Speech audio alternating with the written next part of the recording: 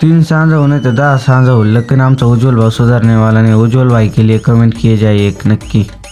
तर कसं आहे मित्रांनो, तर तुमच्या सर्वांचा लाडका मी पव्या ब्लॉगर।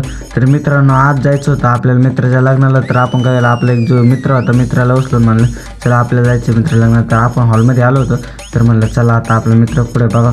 तर मित्राला तर आपण भेटलो होतो, मित्राला भेटून झालं तर आपलं तिथे एक दुसरा मित्र होता, पण त्याच संग आपण थोडंसं बोललो। थोडी चर्चा व्यस्त होती, जाऊ द्या व्यस्त तुम्हाला समजलंच असं।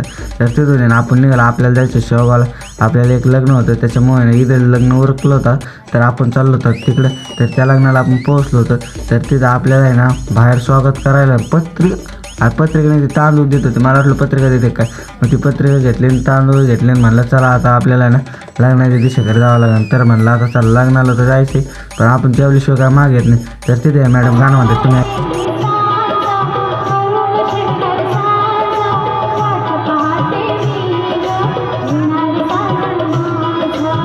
तर उज्ज्वल भाई इतका व्यस्त होता की त्याला माहीत शकत नाही त्याचा व्हिडिओ काढलेला आपण। तर जाऊन त्याला माहीत नाही, याच्यासाठी तुम्ही कमेंट करा बरं एकदा काय करा।